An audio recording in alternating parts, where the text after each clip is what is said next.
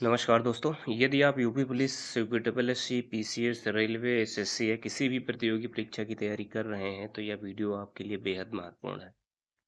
आज के GS practice set 2 में हम 15 ऐसे महत्वपूर्ण प्रश्नों को हल करेंगे, जो पिछली परीक्षाओं में पूछे जा चुके हैं या आगामी परीक्षाओं में पूछे जाने की पूरी संभावना है। सिर्फ उत्तर ही नहीं, बल्कि प्रत्येक प्रश्न की सरल और परीक्षा उपयोगी व्याख्या भी इसमें करेंगे, जिससे आपका जनरल नॉलेज और कॉन्सेप्ट दोनों मजबूत हो जाएंगे। तो वीडियो को अंत तक ज़रूर देखिए, क्योंकि अंतिम प्रश्न तक सभी प्रश्न आपके चयन में महत्वपूर्ण भूमिका जो है निभाने की पूरी संभावना इसमें रहेगी। लास्ट में कुछ प्रश्न मैं आपसे पूछूंगा, उनका उत्तर अगर आप दे पा रहे हैं तो ज़रूर कमेंट करके बताइएगा, जिससे पता चले कि आप हमारे इस वीडियो को अंत तक देखे हैं तो इसका कुछ आपको लाभ मिला है। चलिए देखते हैं कि प्रश्न कौन कौन से हैं। दोस्तों, पहला प्रश्न है, तीस्ता किस नदी की सहायक नदी है? चार ऑप्शंस दिए गए हैं, गंगा, ब्रह्मपुत्र, गोदावरी या फिर महानदी। तो दोस्तों, तीस्ता नदी जो है इसका उद्गम सिक्किम में होता है या बांग्लादेश में जाकर ब्रह्मपुत्र नदी में मिल जाती है। यानी कि ये ब्रह्मपुत्र नदी की सहायक नदी है। इसका ऑप्शन जो बी है वो सही उत्तर हो जाएगा। भारत और बांग्लादेश के बीच तीस्ता जल विवाद काफी चर्चा में रहता है, इसलिए ये प्रश्न आपका ज्यादा इम्पोर्टेंट है, क्योंकि इस समय भारत और बांग्लादेश के बीच में भी विवाद चल रहा है। प्रश्न नंबर 2 है, मेरी 51 कविताएं पुस्तक के लेखक कौन है? मेरी 51 कविताएं पुस्तक के लेखक कौन है, ये बताना है। चार ऑप्शंस दिए गए हैं, रामधारी सिंह दिनकर, हरिवंश राय बच्चन, अटल बिहारी वाजपेयी या मैथिली शरण गुप्त। तो दोस्तों, यह जो पुस्तक है यह अटल बिहारी वाजपेयी जो हमारे पूर्व प्रधानमंत्री हैं उनकी है। अ, अटल बिहारी वाजपेयी की ये प्रसिद्ध काव्य रचनाओं का एक संग्रह है। वे जो है एक कवि भी थे, साथ साथ में हमारे भारत देश के प्रधानमंत्री भी रह चुके हैं। इस लिहाज से ये जो पुस्तक है ये हमारी परीक्षा के लिए इम्पोर्टेंट है। तो सही ऑप्शन नंबर सी इसका सही उत्तर होगा। प्रश्न नंबर 3 है, विजयनगर साम्राज्य की स्थापना किसने की थी? विजयनगर साम्राज्य की स्थापना किसने की थी? चार ऑप्शंस दिए गए हैं। पहला है कृष्णदेवराय और देवराय, हरिहर और बुक्का, संगम और देवराय। ऑप्शन नंबर डी है हरिहर और कृष्णदेवराय। तो दोस्तों, इसका जो सही उत्तर होगा वो होगा ऑप्शन नंबर बी, हरिहर और बुक्का ने विजयनगर साम्राज्य की स्थापना की थी। वर्ष था 1336। 1336 में हरिहर और बुक्का ने विजयनगर साम्राज्य की स्थापना की थी। इस तरीके से इसका जो सही उत्तर होगा ऑप्शन नंबर बी हो जाएगा।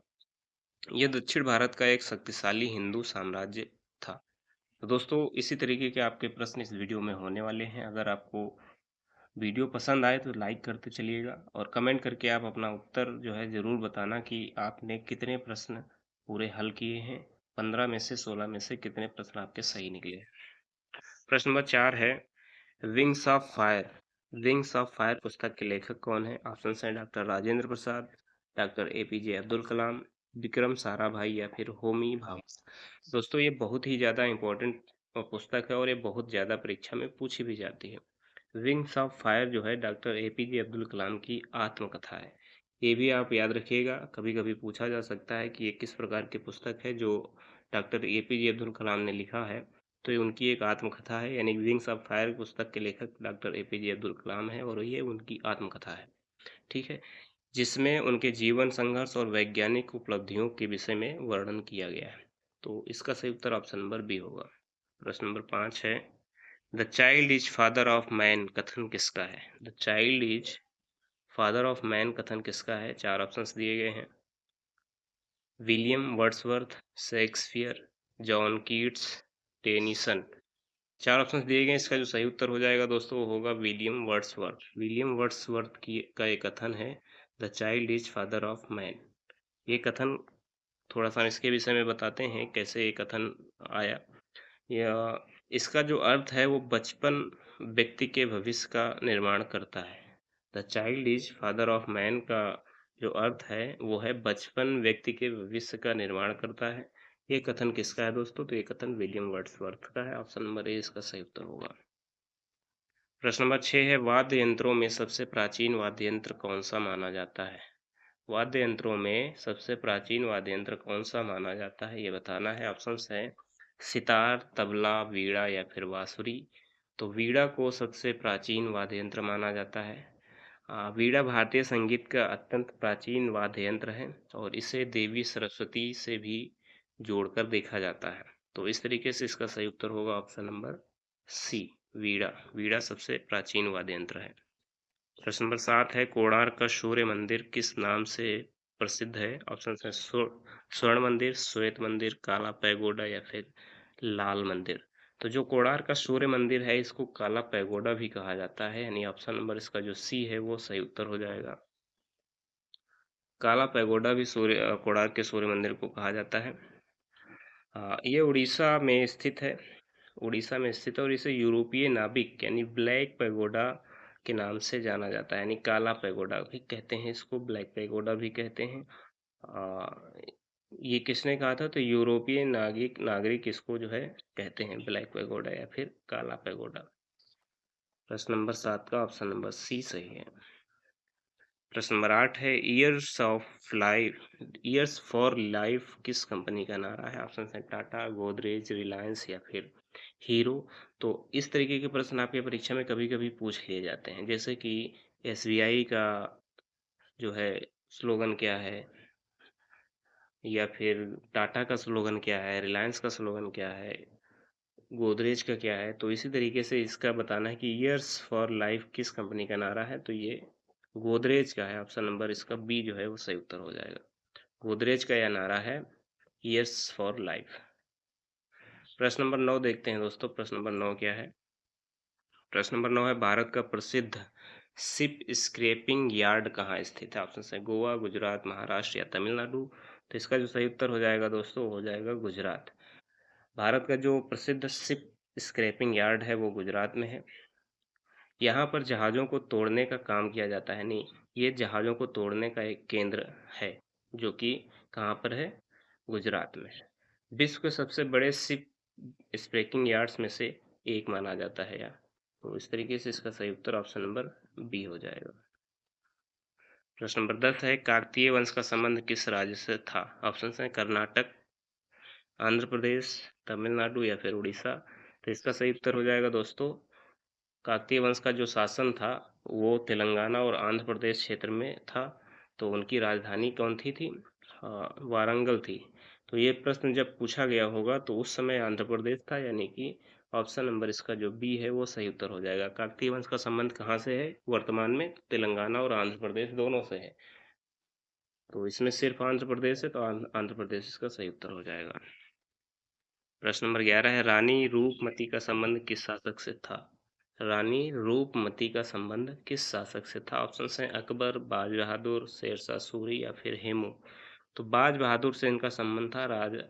रानी रूपमती ये जो थी उनकी रानी थी, किसकी?